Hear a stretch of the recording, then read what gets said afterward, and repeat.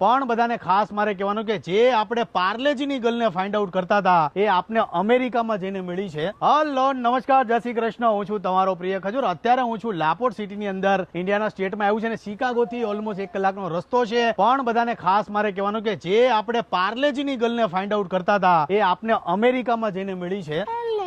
આ છે આ પાર્લેજી વાળી, જે તમે કદાચ પાર્લેજી 2, 4, 5 રૂપિયાના આપણે લઈએ છીએ, એની છોકરી અમેરિકામાં રહી છે. આજે મને ખબર પડી. એટલે એની સાથે અત્યારે હું સ્ટ્રોબેરીના ગાર્ડનમાં જાઉં છું. ચેરી છે, સ્ટ્રોબેરી છે, બીજું શું છે, કુશભાઈની આ બેબી છે ઈશા, અને એમની સાથે અત્યારે હું જઈ રહ્યો છું. અત્યારે સ્ટ્રોબેરી છે, બ્લુબેરી છે, ચેરી છે, એના ગાર્ડનમાં અત્યારે અમે જઈએ છીએ ને આપણી સાથે આ છે પાર્લેજી ગર્લ છે ને ભાઈ. કમેન્ટમાં જરૂર જણાવજો કે આ ગર્લ તમને કેવી લાગી. આને લઈ જવાનું છો મારે, ગુસ્સો કરતી જ નથી. ચાલો જઈએ છે સીધા. Journey begins.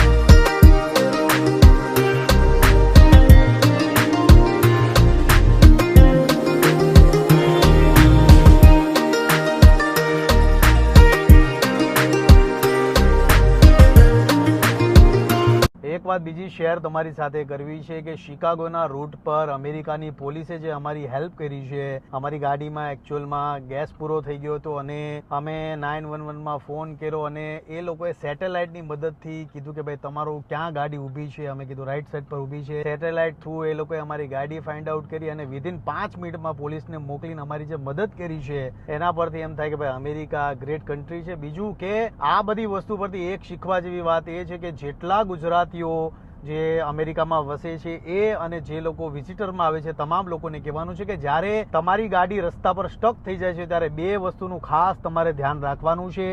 એક કે જ્યાં તમારી ગાડી અટવાય છે, ભલે પછી એક્સિડન્ટ હોય કે તમારું ગેસ પૂરો થઈ ગયો હોય છે, તો તમારી ગાડી તમારી ઇમરજન્સી લાઇનમાં મૂકી અને રોડ છોડી દેવાનો છે.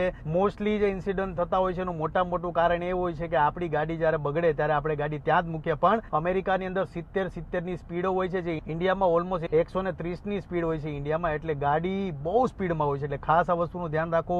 રોડનો ચાળો અમેરિકામાં ક્યારેય ન લેવો. 2000ની સાલમાં આવું જ એક ઇન્સિડન્ટ, મહાવીર શાહ ગુજરાતી બોલિવૂડ ઇન્ડસ્ટ્રીના અદ્ભુત કલાકાર હતા, જે પોતાનો પ્લે કરવા માટે અમેરિકામાં શિકાગોના મિશિગનમાં આવી રહ્યા હતા અને એ ટાઈમમાં એમની ગાડીને અકસ્માત નડ્યો. પોતે બહાર ઉભા હતા રોડ પર, એક પાછળથી 18 વ્હીલના ટ્રકે પાછળથી એમની ગાડીને ટક્કર મારી. અંદર બધા સભ્યો હતા એમના, જે ગાડીની અંદર બેઠા હતા એ કોઈ વ્યક્તિઓને કંઈ થયું નહીં, પણ મહાવીર શાહ ગાડીની બહાર ઉભા હતા અને અનફોર્ચ્યુનેટલી એક્સપાયર થઈ ગયા, કેમ કે એમને અંદરોની માર વધારે વાગી હતી. પણ આ વસ્તુ પરથી એક વસ્તુ શીખવા જેવી એ છે કે અમેરિકાના રોડનો ભરોસો ક્યારેય ન કરવું. કોઈ પણ રોડ પર ઉભા રહેવું સલામત નથી. એટલે ખાસ આ વસ્તુનું ધ્યાન રાખો. હવે અત્યારે જે છે આપણે એક એવા ફાર્મમાં જ્યાં તમને બધા જ ફ્રૂટ જોવા મળશે. અમારી સાથે છે અત્યારે કુશભાઈ, મહેશ દાદા છે અત્યારે, તરુણ છે, મસ્ત જે છે અત્યારે. સરસ મજાના ગાર્ડનમાં આપણે જઈએ છીએ. તો આ ગાડી છે એની અંદર બેસી અને આપણે લઈ જશે ત્યાં સ્ટ્રોબેરી ને બધું વીણવા માટે. અગેન આપણી પાસે આવી ગઈ છે પાર્લેજી ગર્લ. આ બોક્સ છે, બોક્સ આ જગ્યા પરથી આપણે બોક્સ છે લેવાના અને લઈને પછી આ ગાડીની અંદર બેસવાનું અને ગાડી આપણે લઈ જશે સીધા ફાર્મમાં. $35 છે. અમે આ લીધું છે. એવા અમે 3 લીધા છે. એકમાં સ્ટ્રોબેરી ભરશું, એકમાં બ્લુબેરી ભરશું અને એકમાં રાસબેરી ભરશું. એટલે આ 3 ભરશું.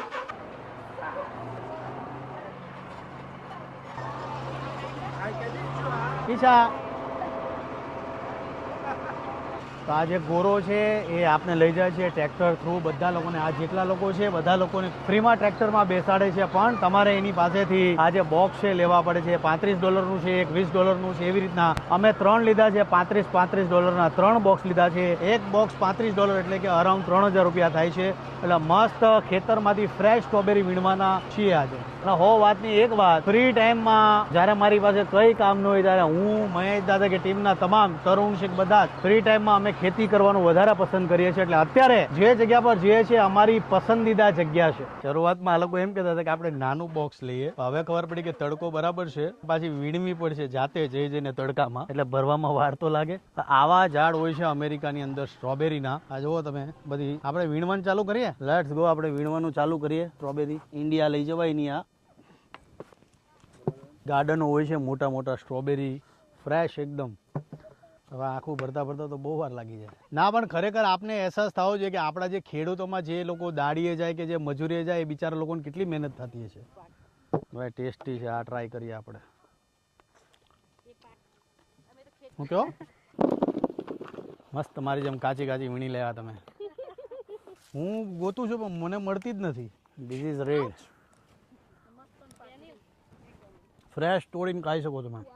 આ બધાનું બાકી છે વીણવાનું, મારું પતી ગયું છે. તમે જુઓ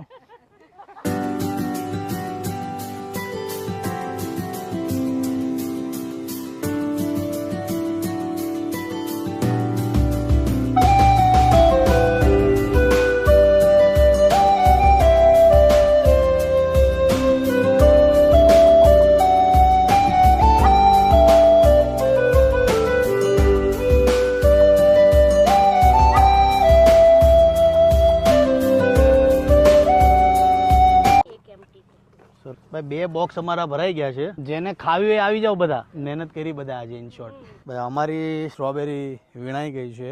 શું કહેજો ભાઈ, આપણે આજે સ્ટ્રોબેરી ગાર્ડનમાં આવ્યું, મને બહુ આઈડિયા નથી, પણ આ લોકો અહીંના ફાર્મર છે, આમાં પેસ્ટિસાઇડ કે દવાઓ છાંટતા છે? યુઝ્યુઅલી નથી નાખતા. બહુ આધુનિક ઢબે ખેતી કરે છે અને સરસ મજાનું ફાર્મિંગ કરે છે. અને ખાસ આ લોકો ચોખ્ખાઈમાં ધ્યાન બહુ વધારે રાખે છે. ટ્રેક્ટર આવી ગયું આપણું, હે ને? હવે અહીંયાથી પાછું બીજે જવાનું કે? બ્લેક રેસબેરી છે. ઓકે, તો હવે રેડ રેસબેરી અને બ્લેક રેસબેરીમાં જઈશું આપણે. સ્ટ્રોબેરી તમે જુઓ છો મસ્ત વીણી લીધી છે. હવે જે છે નવા ગાર્ડનમાં. સખત ગરમી હતી હો.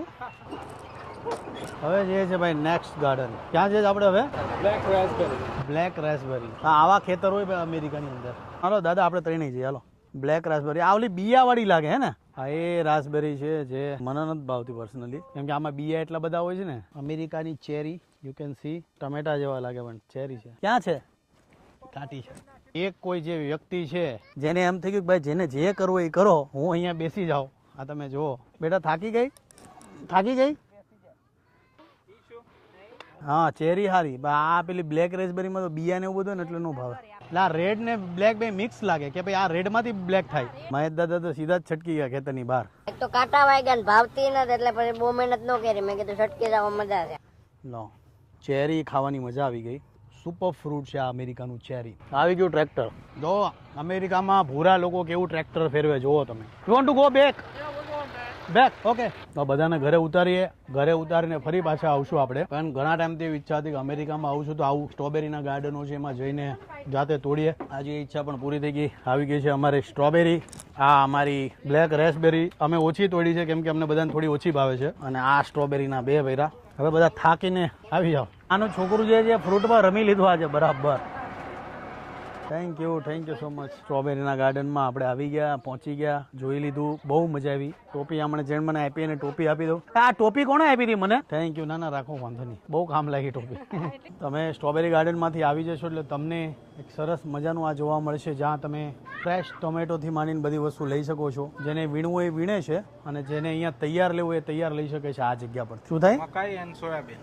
યસ, મકાઈ અને સોયાબીન. નોર્થ અમેરિકામાં મકાઈ અને સોયાબીન વધારે થાય છે. આ મકાઈ છે ફ્રેશ છે. આપને ભાઈ સાદી મકાઈ વાવે છે. ફ્રેશ ચેરી છે. ધીસ ઇઝ લાલ બટેકા. અમેરિકામાં ભલભલું ઉગે હો. જો કેવી નાની કોબી. આપણે મોટા દડા હોય. આ તમે જુઓ કોબી. ઓર એટલી મજા આવી, જબરજસ્ત એક્સપિરિયન્સ હતો. અને તમે અમેરિકામાં આવો એટલે આવી બધી જગ્યાઓ પર જાઓ એટલે તમને એવું ફીલ થાય કે ભાઈ farming one of the best. અહીંયા આપણા ઇન્ડિયન કરતા વધારે ગોરાઓ ખેતીમાં વધારે રસ લે.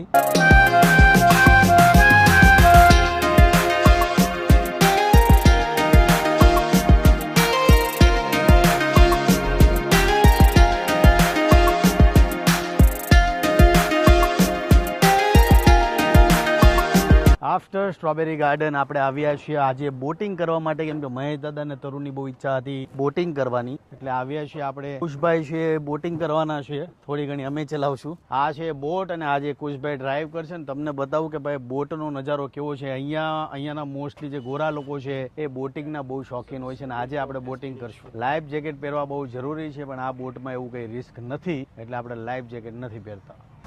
હું ચલાવી લઉં થોડીક બોટ. બોટ ચલાવવી બહુ આસાન છે. જે લોકો બોટ ચલાવે છે વાંધો નથી, પણ જેટ સ્કી છે જે પેલી બે સિંગલ જે જેટ સ્કી આવે એ ચલાવવામાં થોડી રિસ્કી હોય છે અને ખાસ તો બોટ ચલાવવી એનો આનંદ અલગ જ છે. ફાઇનલી બોટ ચલાવતા શીખી ગયા.